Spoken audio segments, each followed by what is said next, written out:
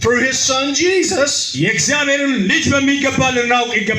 have been saved by grace through faith. ስለዚህ መጽሐፍ ቅዱስ ትክክለኛ የሆነ ሙሉ መጽሐፍ እንደሆነ ልናምን ይገባናል። Then the Holy Spirit lives in you. በውስጣችን መንፈስ ቅዱስ ያለው And if the Holy Spirit lives in you, መንፈስ ቅዱስ እኛን ይመራናል ያሳየናል። that means God lives in you. በእኛ ውስጥ ያለው እግዚአብሔር And if God wrote the Bible, ይህን መጽሐፍ የጻፈው እግዚአብሔር who's the best person to ask about the Bible? እግዚአብሔር አምላክ ራሱ ያንተን ጥያቄ እሱ ይመልሳል። The person that wrote it. ይህን ነው ማወቅ ያለባችሁ። You've got the author of the Bible in you. ይህ መጽሐፍ በውስጣችሁ ሊኖር ይገባል።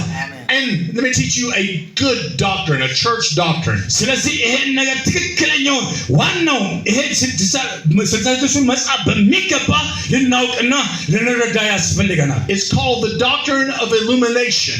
እኛ በደም ወደዚህ መገለጥ ውስጥ ልንገባ ያስፈልገናል። That when I'm saved, when I have the Holy Spirit in me, እኔ በዳንኩ ሰዓት መንፈስ ቅዱስ ከኔ ጋር አለ። the author shines a bright light on the Bible. ስለዚህ የእግዚአብሔር ልጅ ለኛ ያበራልናል።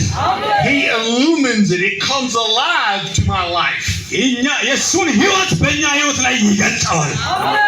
So what the preacher needs is to pray. ስለዚህ ሰባኪዎች ወይም አገልጋዮች ከሆነን በደንብ ልናውቅ ከገባን መጸለይ ያስፈልገናል። That God will illumine the pages of His Word to His life. እግዚአብሔር የሱን ህይወት በእኛ ላይ እንዲገልጥልን መጽሐፍ ቅዱስን በደንብ እንዲገልጥልን ከፈለጋችሁ በእግዚአብሔር ፊት ጸልዩ። So the first step is praying for illumination. እግዚአብሔር መገለጡን እንዲሰጠን ልንጸልይ ያስፈልገናል። The second step is approaching the Bible with humility. ስለዚህ ሁለተኛው ደግሞ በተለይም ደግሞ ሁለተኛው በጸሎት መታመን ያስፈልገናል። It is God's Word. በእግዚአብሔር ቃል ልንታመን ያስፈልገናል። It preaches to the preacher before the preacher preaches to the people. ስለዚህ ስንሰብ እግዚአብሔር አምላክ በስብከታችን መሃል ለሰዎች እንደሚናገር በእግዚአብሔር ልንታመን ያስፈልገናል። I have to let the Word of God get into my heart. ስለዚህ በእኔ ውስጥ ያለውን ቃል ለሌሎች ሳካፍል በመንፈስ ቅዱስ ተሞልቼ ሌላውን እንዲገልጥ መጸለይ አለብኝ። The best preaching comes from the overflow of the heart. ትክክለኛውን ስትገልጥ ሰዎች ጉባኤ ሁሉ ይባረካል።